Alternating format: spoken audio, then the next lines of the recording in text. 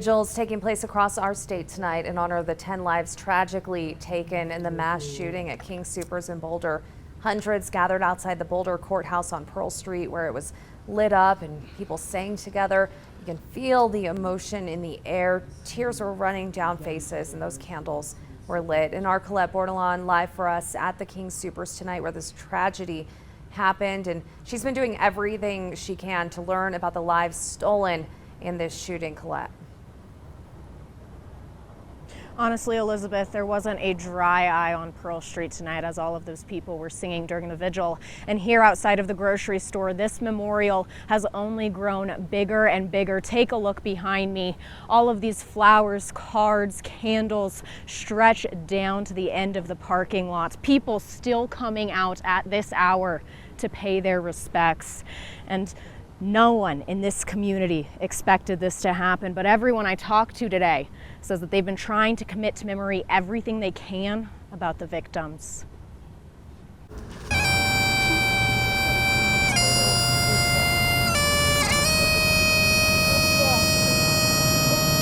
Behind every name tacked to this fence, no one deserved to die senselessly, is a life and people who loved them. Plus being in Colorado, where this happens for some reason all too much. And even for those who didn't know them. I'll remember all of these people forever. Their stories matter. Trust that everything's gonna be okay when you go buy milk, you know, like everything should have been okay for those people. Youngest victim, Denny Stong, was in my daughter's graduating class at Fairview, right over here. Denny Stong was only 20 years old. He worked at King Soopers and has been reported to have saved lives before losing his own. Spending a lot of time reading about a lot of the victims, and it's just, you know, people that you pass by and in your daily life, you don't really realize how special they are to other people and the impacts they've had. There's no end in sight to this ripple effect in a town so often hailed for its natural beauty. I didn't think it would happen in Boulder. This is a little hippie town. And as people ask what they can do,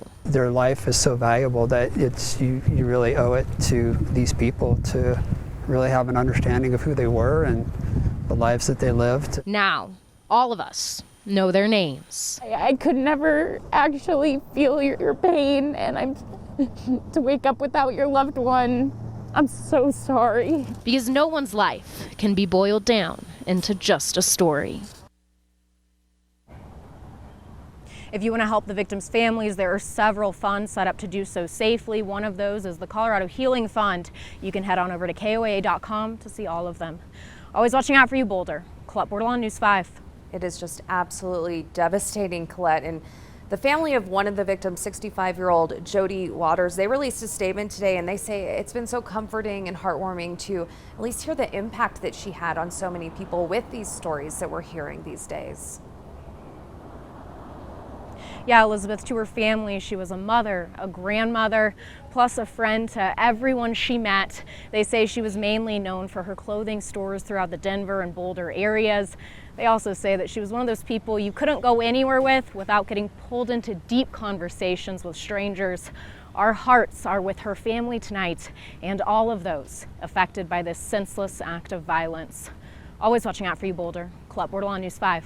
Colette, thanks so much for helping us remember the victims.